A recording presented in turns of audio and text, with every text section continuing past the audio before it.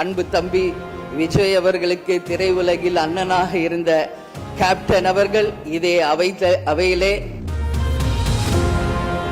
அண்ணன் எடப்பாடியார் அவர்களுக்கும் அண்ணன் ஸ்டாலின் அவர்களுக்கும் எதிர்கட்சிகள் எதிரி கட்சிகள் அல்ல, அனைவரும் தோழமை கட்சிகள் தான் என்பதை மிக சிறப்பாக சென்று அனைவரையும் சந்தித்த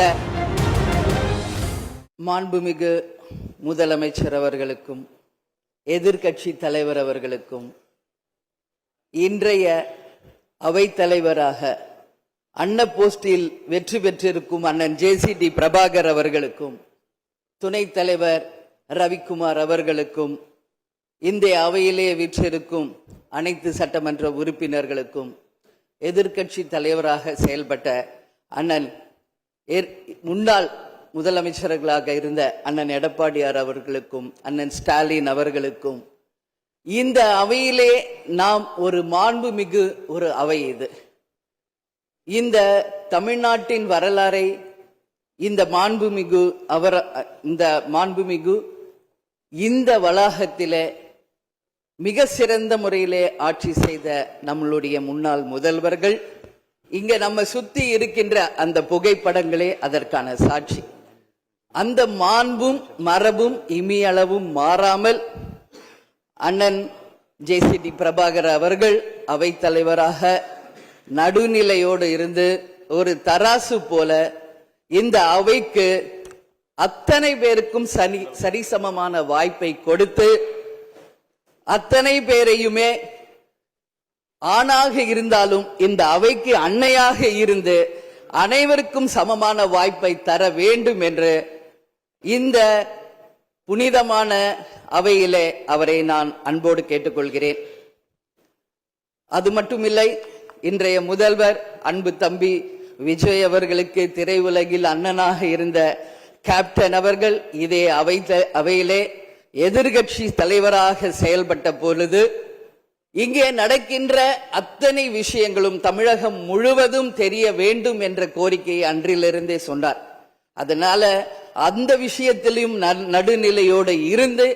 ஆளுங்கட்சி சைடு மட்டும் கேமரா போக்கஸ் பண்ணாம சட்டமன்றத்தில் நடக்கும் அத்தனை நிகழ்வுகளையும் நேரலையில் தமிழக மக்கள் அனைவரும் தெரிந்து கொள்ள வகையில அந்த சரிசமமான ஒரு வாய்ப்பை ஏற்படுத்தி தர வேண்டும் என்பதை இந்த நேரத்திலே நான் கேட்டுக்கொள்கிறேன். அது மட்டும் கிடையாது, இந்த தமிழ்நாடும் தமிழகமும் என்றும் சிறப்பு மிக்கதாக இருக்க வேண்டும். எனவே என்னுடைய முதல் கோரிக்கை, இனிமேல் தமிழ்நாட்டில் நடக்கும் அத்தனை நிகழ்வுகளிலும் நமது தமிழ் தாய் வாழ்த்துக்கு முதல் இடத்தை கொடுத்து பிறகு மற்ற மொழிகளுக்கு முக்கியத்துவம் தர வேண்டும் என்பதை இந்த நேரத்தில் நான் ஒரு கோரிக்கையாக இந்த அவையில் வைக்க கடமைப்பட்டிருக்கிறேன். அது மட்டும் கிடையாது, நேற்று அனைத்து எதிர்கட்சிகளையும் நேரடியாக சென்று இங்க எதிர்கட்சிகள் எதிரி கட்சிகள் அல்ல, அனைவரும் தோழமை கட்சிகள் தான் என்பதை மிக சிறப்பாக சென்று அனைவரையும் சந்தித்த முதல்வர் அன்பு தம்பி விஜய் அவர்களுக்கு இந்த நேரத்தில் என்னுடைய வாழ்த்துக்களை தெரிவித்துக் கொள்கிறேன். அது மட்டுமில்ல, இந்த அவை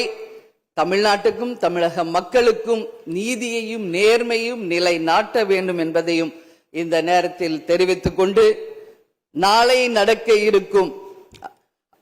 பெரும்பான்மையில் வெற்றி பெற்று அன்பு தம்பி விஜய் அவர்கள்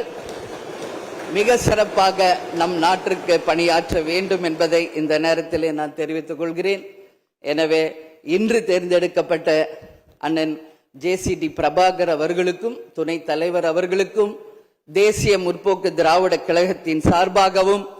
இந்த அவையில் எதிர்கட்சி தலைவராக மிக சிறப்பாக தன்னுடைய கருத்தை தைரியமாக எடுத்துரைத்த என் அன்பு கணவர் கேப்டன் அவர்களுடைய ஆசீர்வாதத்துடன் என்னுடைய வாழ்த்துக்களை இந்த நேரத்திலே தெரிவித்துக் கொள்வதில் மிகவும் மகிழ்ச்சி அடைகிறேன். நன்றி, வணக்கம்.